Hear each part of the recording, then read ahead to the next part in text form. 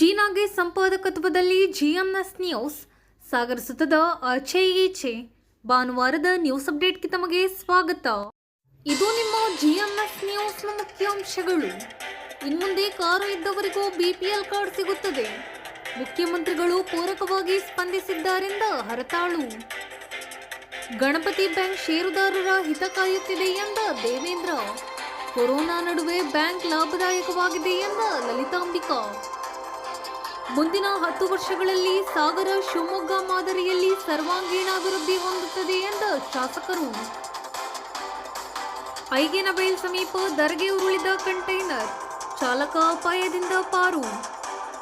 ಸಾಗರ ಹೊಸನಗರ ಕಲ್ಲಿನ ಮನೆ ಕಟ್ ನಾಗೋಡಿ ರಸ್ತೆಯಲ್ಲಿ ಸಸಿ ನೆಟ್ಟು ಅಧಿಕಾರಿಗಳ ವಿರುದ್ಧ ಪ್ರತಿಭಟನೆ.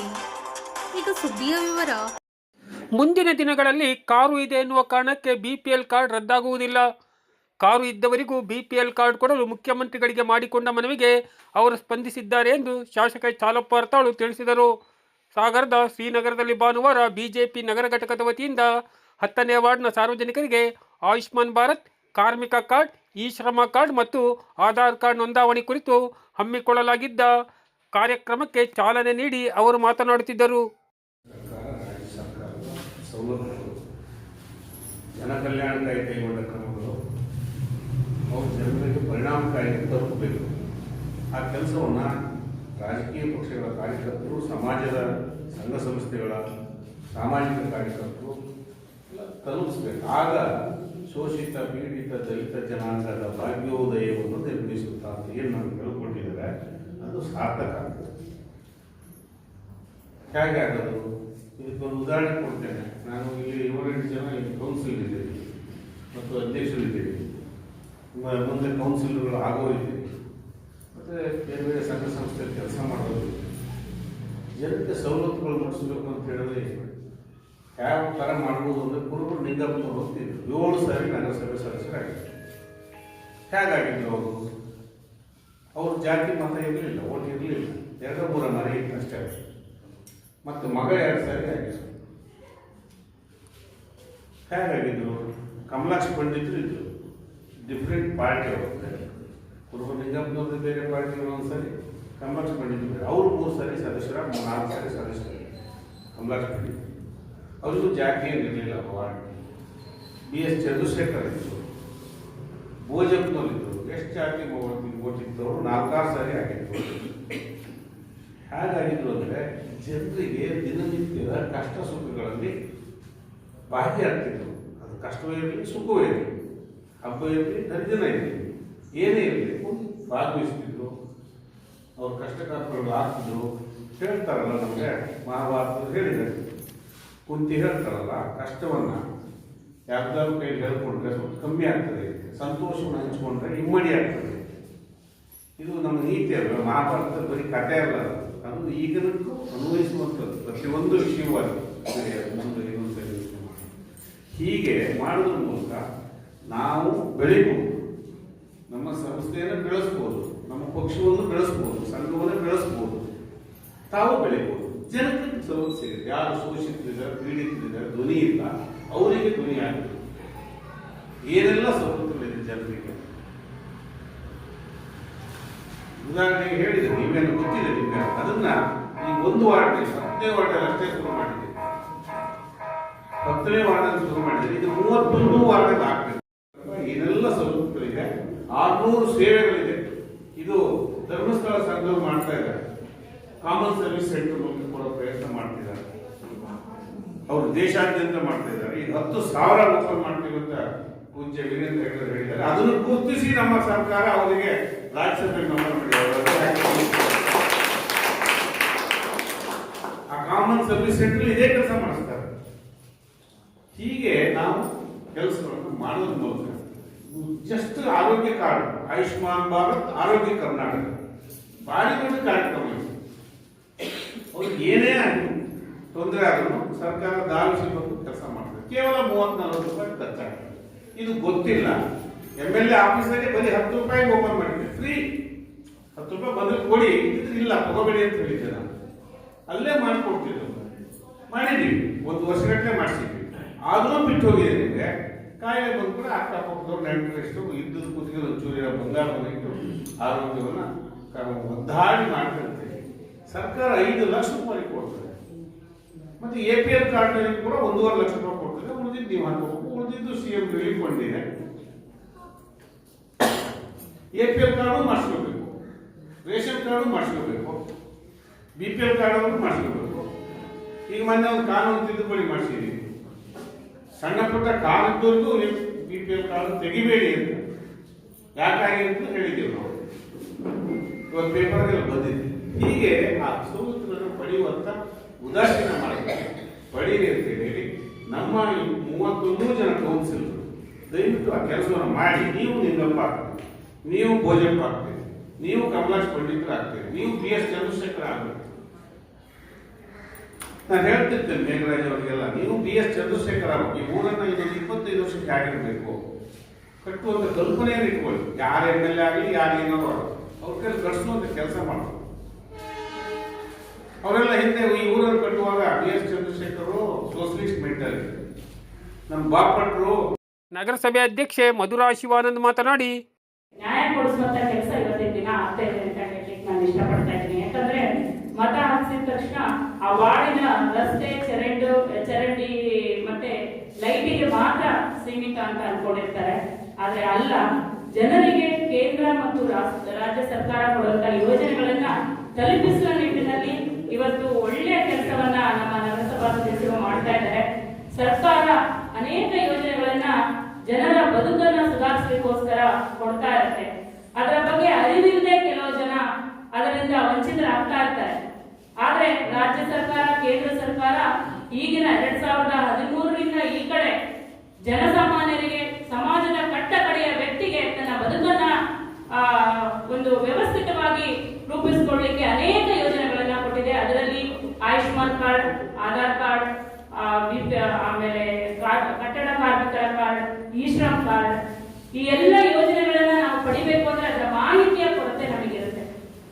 ಹಾಗಾಗಿ ಅದರ ಜವಾಬ್ದಾರಿಯನ್ನ ಅರಿತು, ಆ ಕರ್ತವ್ಯವನ್ನ ಅರಿತು ಇವತ್ತು ಗಣೇಶ್ ಪ್ರಸಾದ್ ಅವರು ಈ ವಾರ್ಡಲ್ಲಿ ಎಲ್ಲ ನಾಗರಿಕರ ಮನೆಗೆ, ಈಗ ಹೇಳಿದವರು 427 ಮನೆಗಳಿಗೆ ನಾವು ತಲುಪಿ ಈ ಯೋಜನೆಗಳ ಬಗ್ಗೆ ಅವರಿಗೆ ಮಾಹಿತಿಯನ್ನ ಕೊಟ್ಟಿದ್ದೀವಿ. ಇವತ್ತು ಆ ಒಂದು ಯೋಜನೆಗೆ ಫಲಾನುಭವಿಗಳು ಆಗುವಂತ ಸಂದರ್ಭ ಬಂದಿದೆ. ಈ ಯೋಜನೆಯಿಂದ ನಿಮ್ಮ ಬದುಕು ಸುಧಾರಣೆ ಆಗಲಿ ಮತ್ತು ಯಾರಿಗೆ ಈ ಯೋಜನೆ ಸಿಕ್ಕಿಲ್ವೋ ಅವರು ಸಹ ಪಡೆದುಕೊಳ್ಳೋರಾಗಬೇಕು. ಅದು ನಿಮ್ಮಿಂದ ಆಗ್ಬೇಕು. ನೀವು ತೆಗೆದುಕೊಂಡು ನಮಗೆ ಮಾತ್ರ ಸಿಕ್ತು ಅಂತ ಕೂತ್ಕೊಂಡ್ರೆ ಅಲ್ಲ, ಇನ್ನೂ ಬಹಳಷ್ಟು ಜನ ನಮ್ಮ ಸಾಗರದಲ್ಲಿ ಇದ್ದಾರೆ.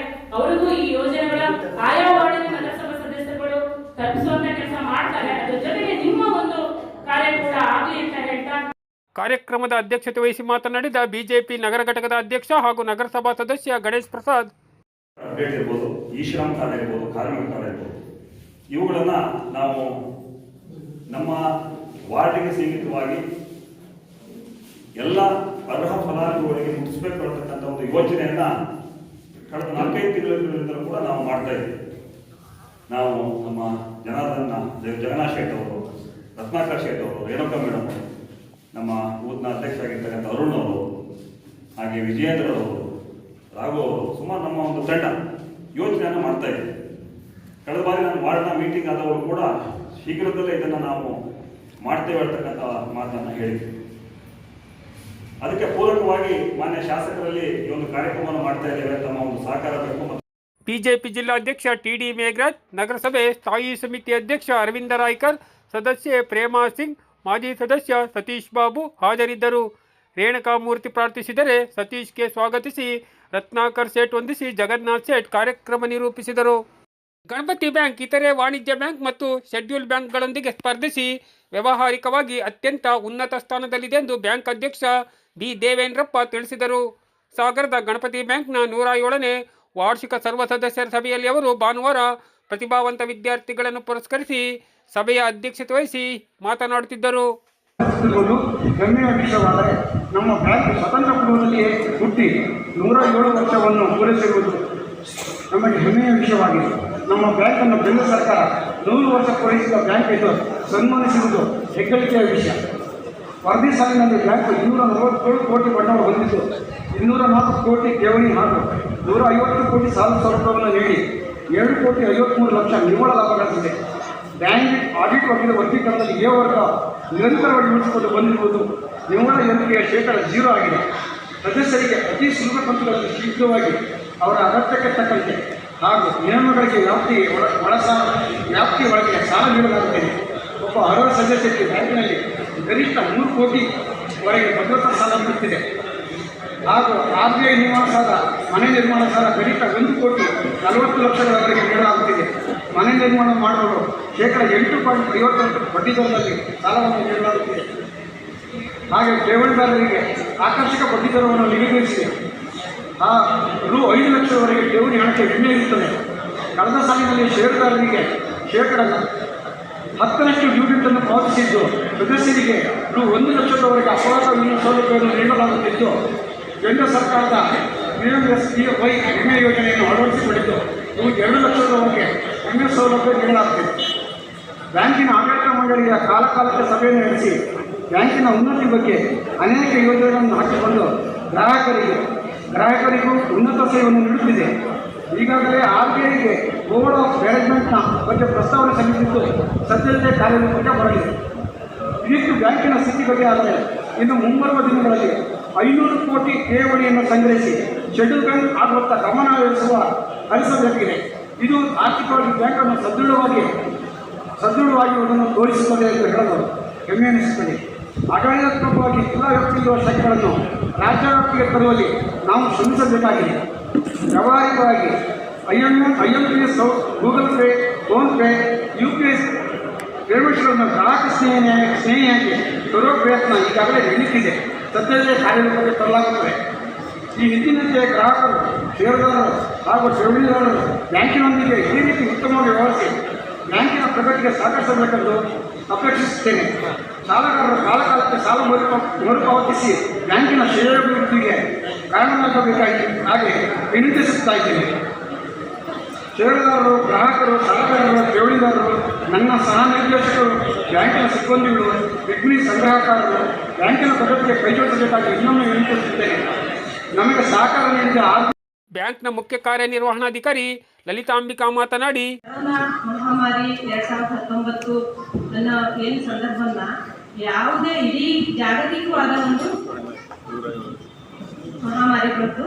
ಅದು ಯಾವ ರೀತಿ ಇದೆ ಅನ್ನೋದು ಯಾರು ಒಂದು ಜನರಲ್ಲಿ ಇದು ಈ ರೀತಿ ಆಗ್ಬೋದು ಅನ್ನೋದು ಕೂಡ ಯಾರಿಗೂ ಕಲ್ಪನೆ ಕೂಡ ಇರಲಿಲ್ಲ. ಯಾರು ಒಬ್ರಿಗೊಬ್ರು ಮಾತಾಡೋದಿಲ್ಲ, ಎಲ್ಲಿಗೆ ಹೋಗೋದಿಲ್ಲ. ನಾವು ಇಲ್ಲಿಂದ ನಿಂತು ನೋಡಿದ್ರೆ 1-2 ದನಗಳು ಬಿಟ್ಟರೆ ಒಂದು ಜನ ಕೂಡ ಓಡಾಡ್ತಾ ಇರಲಿಲ್ಲ.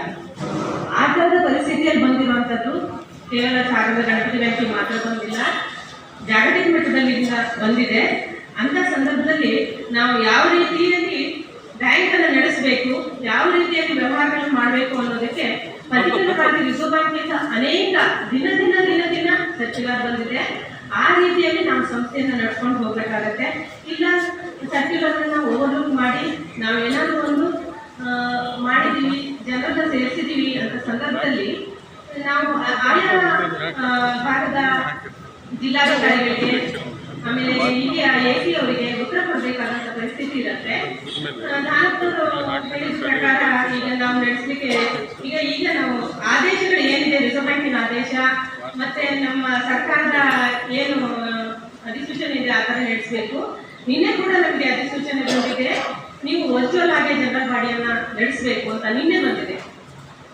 ಯಾಕಂದ್ರೆ ನಾವು ಸಾಗರದಲ್ಲಿ ಈ ಸಂಖ್ಯೆಗಳು ಜಾಸ್ತಿ ಇಲ್ಲ, ಆದರೆ ಬೆಂಗಳೂರಂತ ಕಡೆಯಲ್ಲಿ ದಿನಕ್ಕೂ ಈ ಕೋವಿಡ್ ಸಂಖ್ಯೆಗಳು ಜಾಸ್ತಿ ಆಗ್ತಾ ಇರೋದ್ರಿಂದ ನಿನ್ನೆ ನಮಗೆ ಸರ್ಕ್ಯುಲರ್ ಬಂದಿದೆ, ವರ್ಚುವಲ್ ಆಗಿ ನೀವು ಜನರಲ್ ಬಾಡಿಯನ್ನು ನಡೆಸಬೇಕು ಅಂತ. ದೇವ್ರ ದಯೆಯಿಂದ ನಾವು ಮೊದಲನೇ ಅರೇಂಜ್ ಮಾಡ್ಕೊಂಡಿದ್ವಿ. 2 ವರ್ಷಗಳ ಜನರಲ್ ಬಾಡಿಯನ್ನು ನಡೆಸಲಿಲ್ಲ ಅನ್ನೋದು ನಾವು ಹೇಳಿದ್ರು, ಆದರೆ ನಾವು ನಡೆಸಿದ್ದೀವಿ. ಯಾಕಂದ್ರೆ ಇದೇ ಸಂದರ್ಭದಲ್ಲಿ SSLC, ದ್ವಿತೀಯ PUC, ಪದವಿ, ಸ್ನಾತಕೋತ್ತರ ಪದವಿಗಳಲ್ಲಿ ಅತಿ ಹೆಚ್ಚು ಅಂಕ ಗಳಿಸಿದ ಷೇರುದಾರರ ಮಕ್ಕಳನ್ನು ಸನ್ಮಾನಿಸಲಾಯಿತು. ಉಪಾಧ್ಯಕ್ಷ R. ಶ್ರೀನಿವಾಸ್, ನಿರ್ದೇಶಕರಾದ ಕೃಷ್ಣಮೂರ್ತಿ ಭಂಡಾರಿ, ವಿ. ಶಂಕರ್, ಉದಯ್ ಕಾಮತ್, MS ಗೌಡರ್, ರಮೇಶ್ ಚಂದ್ರಗುತ್ತಿ, ಡಿಶ್ ಗುರು, ಶೋಭಾ ಲಂಬೋದರ್, ವಿನಾಯಕ್ ರಾವ್, ನಾರಾಯಣ ಅರಮನೆಕೇರಿ, ಸರಸ್ವತಿ ನಾಗರಾಜ್ ಇನ್ನಿತರರು ಹಾಜರಿದ್ದರು. ಮುಂದಿನ 10 ವರ್ಷಗಳಲ್ಲಿ ಸಾಗರದ ಚಿತ್ರಣ ಬದಲಾಗಲಿದೆ. ಶಿವಮೊಗ್ಗವನ್ನು ಮೀರಿಸುವ ನಿಟ್ಟಿನಲ್ಲಿ ಸಾಗರ ಅಭಿವೃದ್ಧಿಪಡಿಸುವ ನೀಲನಕ್ಷೆ ಸಿದ್ಧವಾಗಿದೆ ಎಂದು ಶಾಸಕ ಚಾಲಪ್ಪ ಅರ್ತಾಳು ತಿಳಿಸಿದರು. ಸಾಗರದ ಜಂಬಗಾರಿನಲ್ಲಿ ಬಿಜೆಪಿ ನಗರ ಮಂಡಳದ ವತಿಯಿಂದ ಭಾನುವಾರ ಬೇರೆ ಬೇರೆ ಪಕ್ಷ ತೊರೆದು ಬಿಜೆಪಿ ಸೇರ್ಪಡೆಗೊಂಡವರನ್ನು ಪಕ್ಷಕ್ಕೆ ಬರಮಾಡಿಕೊಂಡು ಅವರು ಮಾತನಾಡುತ್ತಿದ್ದರು. ಆಗಲ್ಲ, ಮೊದಲು ಚೌಕ್ ತಂದ್ಬಿಡ್ತಾರೆ, ಎಮ್ಮೆ ಕೊಡ್ತೀನಿ ತಡಿ ಅಂತ ಕಾಲ್ ಕಡೆ ಬಕೆಟ್ ತಂದು ಕೊಟ್ಬಿಡು ಪ್ಲಾಸ್ಟಿಕ್. ನಮ್ದು ಹಾಗಲ್ಲ, ಕೆಲಸ ಮಾಡಿದ್ದೇವೆ, ಮಾಡಿ ತೋರಿಸ್ತೇವೆ, ಕೆಲಸ ಪ್ರಾರಂಭ ಆಗಿದ್ದಾವೆ. ಇನ್ನೊಂದು 10 ವರ್ಷದಲ್ಲಿ ಸಾಗರ ಬೇರೆ ಥರ ಆಗುತ್ತೆ, ಶಿವಮೊಗ್ಗಕ್ಕಿಂತ ಚೆನ್ನಾಗಾಗುತ್ತೆ, ಅಚ್ಚುಕಟ್ಟಾಗುತ್ತೆ, ಶಾಂತಿಯುತ ಊರಾಗುತ್ತೆ. ಎಲ್ಲ ಜಾತಿ ಪಂಗಡದವರು ಒಟ್ಟಾಗಿ ಜೀವನ ಮಾಡುವಂಥ ಸುಂದರ ಸಾಗರ, ನೆಮ್ಮದಿಯ ಸಾಗರ ಮತ್ತು ಆರೋಗ್ಯ ಸಾಗರ ಮಾಡಬೇಕು ಅಂತಿದ್ವಿ ಮತ್ತು ವಿದ್ಯಾಸಾಗರ ಮಾಡಬೇಕು ಅಂತ ಈಗಾಗಲೇ ಪ್ರಾರಂಭ ಮಾಡಿದ್ದೇವೆ. ನಾನು ಅಂಕಿಅಂಶಗಳು ಕೊಡಬಲ್ಲೆ, ಇದರ ಅಗತ್ಯ ಇಲ್ಲ. ಇದೆಲ್ಲ ಮನಗಂಡಂಥ ನಮ್ಮ ಯುವಕ ಸ್ನೇಹಿತರು ಇಷ್ಟೊಂದು ಜನ ಬಂದಿದ್ದೀರಿ, ನೀವು ಮಾಡಬೇಕಾದ ಇಷ್ಟು ಈ ಕೆಲಸಗಳನ್ನು ನಾವು ಮಾಡ್ತೇವೆ. ಹಾಗಾಗಿ ಅವಾಗೊಂದು ಇದೇ ಸಂದರ್ಭದಲ್ಲಿ ಶಂಕರಮೂರ್ತಿ ನೇತೃತ್ವದಲ್ಲಿ 20ಕ್ಕೂ ಹೆಚ್ಚು ಜನರು ಬಿಜೆಪಿ ಸೇರ್ಪಡೆಗೊಂಡರು. ನಗರ ಬಿಜೆಪಿ ಅಧ್ಯಕ್ಷ ಗಣೇಶ್ ಪ್ರಸಾದ್ ಅಧ್ಯಕ್ಷತೆ ವಹಿಸಿದ್ದರು. ನಗರಸಭೆ ಅಧ್ಯಕ್ಷೆ ಮಧುರಾ ಶಿವಾನಂದ್, ಪ್ರಮುಖರಾದ ಟಿ.ಡಿ. ಮೇಘರಾಜ್, ಸಂತೋಷ್ ಶೆಟ್, ಗಾಯತ್ರಿ ಮಲ್ಲೇಶಪ್ಪ, ಸುರೇಶ್ ಕಂಬಳಿ, ಪ್ರಭಾಕರ್ ಶೆಟ್ಟಿ, ದೇವೇಂದ್ರಪ್ಪ, ಪ್ರೇಮಾ ಸಿಂಗ್, ಅರುಣ್ ಕುಗ್ವೆ ಇನ್ನಿತರರು ಹಾಜರಿದ್ದರು. ಸಾಗರ ತಾಲೂಕಿನ ಆನಂದಪುರಂ ಸಮೀಪದ ರಾಷ್ಟ್ರೀಯ ಹೆದ್ದಾರಿ 206ರ ಐಗಿನಬೈಲು ಸಮೀಪ ಕಂಟೈನರ್ ಲಾರಿ ಚಾಲಕನ ನಿಯಂತ್ರಣ ತಪ್ಪಿ ಧರೆಗೆ ಉರುಳಿದ ಘಟನೆ ಶನಿವಾರ ತಡರಾತ್ರಿ ನಡೆದಿದೆ. ಅಪಘಾತದಲ್ಲಿ ಚಾಲಕನಿಗೆ ಯಾವುದೇ ಹೊಡೆತ ಬಿದ್ದಿಲ್ಲ. ರಾತ್ರಿ ಅಪಘಾತ ಸಂಭವಿಸಿದಾಗ ಗ್ರಾಮಸ್ಥರು ಸ್ಥಳಕ್ಕೆ ಬಂದು ಚಾಲಕನಿಗೆ ಆರೈಕೆ ಮಾಡಿ ಬೆಳಿಗ್ಗೆ ಲಾರಿ ತೆಗೆಯಲು ಸಹಕಾರ ನೀಡುವುದಾಗಿ ತಿಳಿಸಿ ಹೋಗಿದ್ದಾರೆ.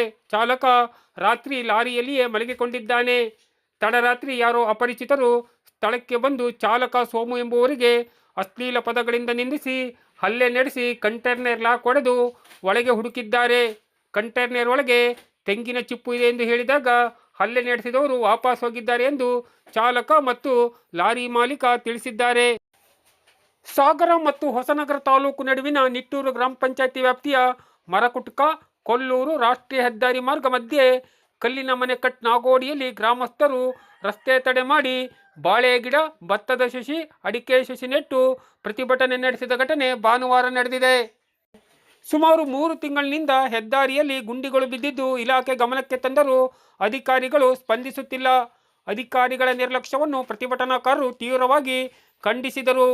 ವಾಹನ ಸವಾರರಿಗೆ ಈ ರಸ್ತೆ ಕಂಟಕವಾಗಿ ಪರಿಣಮಿಸಿದೆ. ಅಧಿಕಾರಿಗಳು ಈ ವಾರದಲ್ಲಿಯೇ ಹೊಂಡ ಗುಂಡಿಗಳನ್ನು ಮುಚ್ಚದೆ ಹೋದಲ್ಲಿ ಸಾರ್ವತ್ರಿಕವಾಗಿ ರಸ್ತೆ ತಡೆದು ಪ್ರತಿಭಟನೆ ಮಾಡುವುದಾಗಿ ಪ್ರತಿಭಟನಾಕಾರರು ಎಚ್ಚರಿಕೆ ನೀಡಿದ್ದು ಹೀಗೆ. ಏನಕ್ಕಾಗಿ ಹೋರಾಟ ಮಾಡ್ತಾ ಇದ್ದೀರಿ? ಇದು ಶಿವಮೊಗ್ಗ ಹೊನ್ನಾಳಿ ಟು ಬೈಂದೂರು ರಾಷ್ಟ್ರೀಯ ಹೆದ್ದಾರಿ 766C. ಈ ಹೆದ್ದಾರಿಯಲ್ಲಿ ಹೆದ್ದಾರಿ ಪ್ರಾಧಿಕಾರದವರು ಡೆವಲಪ್ಮೆಂಟ್ ಮಾಡಬೇಕು. ಕಳೆದ 1 ವರ್ಷದಲ್ಲಿ 1 ಕಿಲೋಮೀಟ್ರು ಇಲ್ಲಿಂದ ಅಲ್ಲಿಗೆ ಬಿಟ್ಬಿಟ್ಟಿದ್ರು. 1 ಕಿಲೋಮೀಟ್ರು ನಾಗೋಡಿ ಟು ಈ ರಸ್ತೆನ ಅಭಿವೃದ್ಧಿ ಮಾಡಬೇಕು. ಕಳೆದ ಅವಧಿಯಲ್ಲಿ ಇಲ್ಲಿ ಮಣ್ಣು ಹಾಕಿದ್ರು. ಆ ಮಣ್ಣು ಹಾಕಿದ್ದು ಅವೈಜ್ಞಾನಿಕವಾಗಿದೆ. ಮತ್ತು ಈಗ ಆ ಗುಂಡಿ ಮುಚ್ಚಬೇಕು. 1.5-2 ಅಡಿಯಷ್ಟು ಹೊಂಡ ಬಿದ್ದಿದೆ. ಮೊನ್ನೆನೂ ನಾವು ಹೇಳಿದ್ವಿ ಗ್ರಾಮ ಪಂಚಾಯತಿಯಿಂದ, ಅವ್ರು ನೀವು ರಸ್ತೆ ಮೇಲೆ ಮರ ಬಿದ್ದಿದೆ, ಕ್ಲಿಯರ್ ಮಾಡಿ, ರಿಮೂವ್ ಮಾಡಿ ಅಂತ ಮಾಡ್ತೀನಿ ಅಂದಿದ್ದು. ಇಂಜಿನಿಯರ್ ಮಾಡಿಲ್ಲ, ಇವತ್ತಿಗೂ ಕ್ರಮ ತಗೊಂಡಿಲ್ಲ. ಎಷ್ಟು ಸಮಯ ಆಯಿತು ಹೊಂಡ ಬಿದ್ದು? ಹೊಂಡ ಬಿದ್ದು 4 ತಿಂಗಳಾಯಿತು. ಮಳೆಗಾಲದಲ್ಲಿ ಅತ್ಯಂತ ಹೆಚ್ಚು ಹೊಂಡ ಆಗಿದೆ. ಗಾಡಿ ಓಡಾಡೋ ಸ್ಥಿತಿಲಿಲ್ಲ. ನೂರಾರು ವೆಹಿಕಲ್ಲು ಕೊಲ್ಲೂರು ದೇವಸ್ಥಾನದ ಭಕ್ತರು ಹೋಗ್ತಾರೆ, ಪಡಚಾದ್ರಿಗೆ ಹೋಗ್ತಾರೆ, ಕೊಲ್ಲೂರಿಗೆ ಹೋಗ್ತಾರೆ, ಸಿಗಂದೂರಿಗೆ ಹೋಗ್ತಾರೆ ಅಂತ ಎಲ್ಲ ಸೇರೋ ಜಾಗದಲ್ಲಿ ಭಾಳ ಹಾಳು ಮಾಡಿದ್ದಾರೆ. ಅಂದರೆ ಭಾಳ ಹಾಳಾಗಿದೆ. ಇಲ್ಲೇ ಪಕ್ಕದಲ್ಲಿ 4.25 ಕೋಟಿದು ಕಾಮಗಾರಿ ಆಯಿತು ಅಂತ ಮನೆಯೆಲ್ಲ ಪೇಪರ್ನಲ್ಲಿ ಇದೆಲ್ಲ ಬಂದಿತ್ತು. ಅಲ್ಲೆಷ್ಟು ಕಾಮಗಾರಿ ತಗೊಂಡಿದ್ದಾರೆ. ಇದನ್ನೊಂದು ಸಣ್ಣ 1 ಕಿಲೋಮೀಟರ್ ಗುಂಡಿ ಮುಂಚೆ ಇದು ಮಾಡಿ ಕೆಲಸ ಮಾಡಿಲ್ಲ. ಅಧಿಕಾರಿಗಳ ನಿರ್ಲಕ್ಷ್ಯವೇ ಇದಕ್ಕೆ ಕಾರಣ. ಹಾಗೂ ಇದಕ್ಕೆ ಜನಪ್ರತಿನಿಧಿಗಳು ಕೂಡ ಇದಕ್ಕೆ ಸಹಕರಿಸಬೇಕು. ಯಾಕೆಂತಂದ್ರೆ ಕೊಡಚಾದ್ರಿ ಅತ್ಯಂತ ಫೇಮಸ್ ಆಗಿರ್ತಕ್ಕಂಥ ಒಂದು ಜಾಗ ಕೊಲ್ಲೂರು ಮತ್ತು ಕೊಡಚಾದ್ರಿ ಸಿಗಂದೂರು. ಈ ವ್ಯವಸ್ಥೆಯಲ್ಲಿ ಇರ್ತಕ್ಕಂಥ ಅಲ್ಲಿ ಇವತ್ತು ನೂರಾರು ವೆಹಿಕಲ್ಗಳು ಓಡಾಡ್ತಿದ್ದಾವೆ. ಶನಿವಾರ ಭಾನುವಾರ ಅತ್ಯಂತ ಜನರಿಗೆ ತೊಂದರೆ ಆಗಿರೋದ್ರಿಂದ ಈ ಹೊಂಡ ಗುಂಡಿಗಳನ್ನ ಇಲ್ಲಿ ಯಾವುದೇ ವೆಹಿಕಲ್ ಓಡಾಡದೇ ಇರೋದ್ರಿಂದ ನಾವು ಮತ್ತೆ SSBOG ಮತ್ತು ನಿಟ್ಟೂರು ಪಂಚಾಯಿತಿಯರು ಮತ್ತು ಇಲ್ಲಿ ಎಲ್ಲ ಗ್ರಾಮಸ್ಥರು ಸೇರಿ ಈಗ ಇಲ್ಲಿ ಗಿಡ ಸಸಿ ನೆಡೋದ್ರ ಮುಖಾಂತರವಾಗಿ ಪ್ರತಿಭಟಿಸ್ತಾ ಇದ್ದೀವಿ. ಅಧಿಕಾರಿಗಳು ತಕ್ಷಣ ಎಚ್ಚೆತ್ತುಕೋಬೇಕು, ತಕ್ಷಣವಾಗಿ ಗುಂಡಿ ಮುಚ್ಚಬೇಕು. ಹಾಗೂ ಇದಕ್ಕೆ ಈಗ ತಕ್ಷಣವಾಗಿ ತುರ್ತು ಕಾಮಗಾರಿ ಮಾಡಿ ವಾಹನ ಸವಾರರಿಗೆ ಅನುಕೂಲ ಮಾಡಿಕೊಡ್ಬೇಕು ಅಂತ ಹೇಳಿ ಅವರಿಗೆ ನಾವು ಈ ಮುಖಾಂತರದಲ್ಲಿ ಒತ್ತಾಯ ಮಾಡ್ತೀವಿ. ಇದನ್ನು ನಾವು ಮಾಡದೇ ಇದ್ದರೆ ಇನ್ನು 1 ತಿಂಗಳ ಒಳಗಡೆ ಈ ರಸ್ತೆ ಸುರಕ್ಷಿತವಾಗದೆ ಹೋದಲ್ಲಿ ನಾವು ಎಲ್ಲ ಊರಿನ ಗ್ರಾಮಸ್ಥರು ಸೇರಿ ಇದು ಉಗ್ರವಾಗಿ ಹೋರಾಟವನ್ನು ಮಾಡಬೇಕು ಅನ್ನೋದನ್ನು ನಾವು ತೀರ್ಮಾನ ತಗೊಂಡಿದ್ದೀವಿ. ಪ್ರತಿಭಟನೆಯಲ್ಲಿ ರವಿ ಕಂಚಿಕೇರಿ, ಸುರೇಶ್ ಹಾರಿಗೆ, ರಾಮಚಂದ್ರ, ವಿಜಯ್ ಆಡಗಳಲೆ, ಸುರೇಶ್ ಗೋಡಲಕೊಪ್ಪ, ಚಂದ್ರಶೆಟ್ರು, ಶಶಿ ಮರಾಠಿ ಮತ್ತು ನಿಟ್ಟೂರು ಹಾಗೂ SS ಬೋಗ್ನ ಸಾರ್ವಜನಿಕರು ಹಾಜರಿದ್ದರು. ಇದು ಭಾನುವಾರದ ಸಮಗ್ರ ಸುದ್ದಿ. ನಿರಂತರ ಸುದ್ದಿಗಾಗಿ ನೋಡ್ತಾ ಇರಿ GNS ನ್ಯೂಸ್. ನಮಸ್ಕಾರ.